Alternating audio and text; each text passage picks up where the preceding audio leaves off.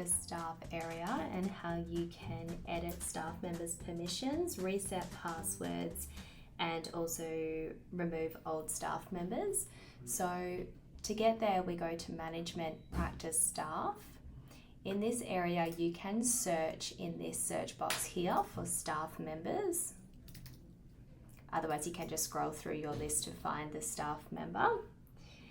You can change or add a provider number in here. So the provider number column, you can double click.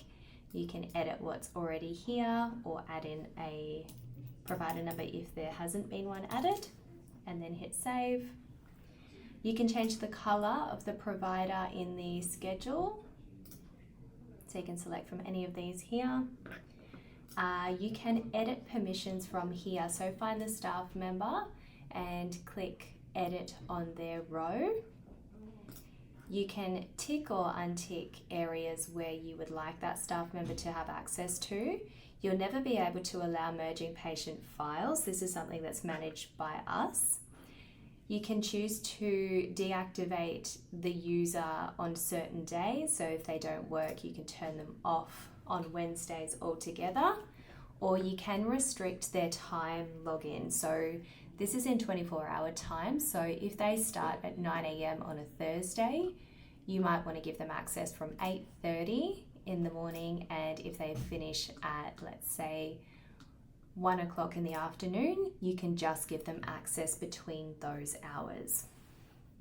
You can also include, as an extra layer of security, an IP restriction. So if you want the staff member to only be able to log in from the IP address that is at the clinic, you can set that up by clicking edit, add an IP.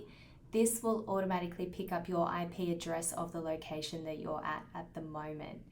Just keep in mind, if you do have multiple locations, you will have to add an IP restriction for both of those locations for the staff member to be able to access both.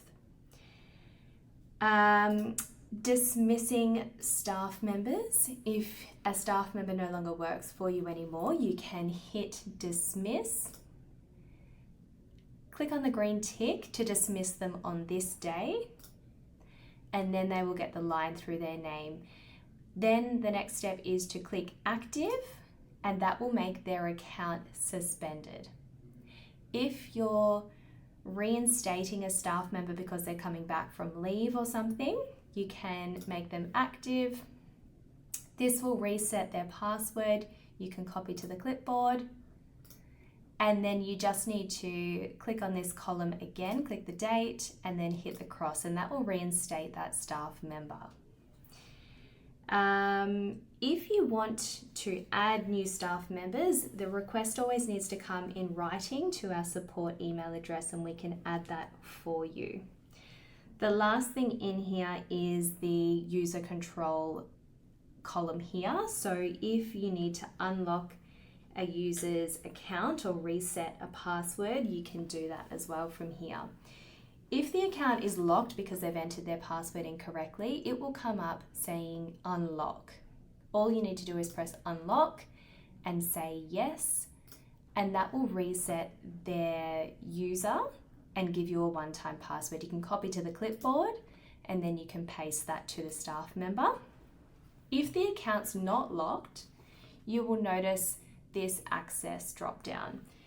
From here, if you need to change their password, you can click on it and hit reset password, say yes.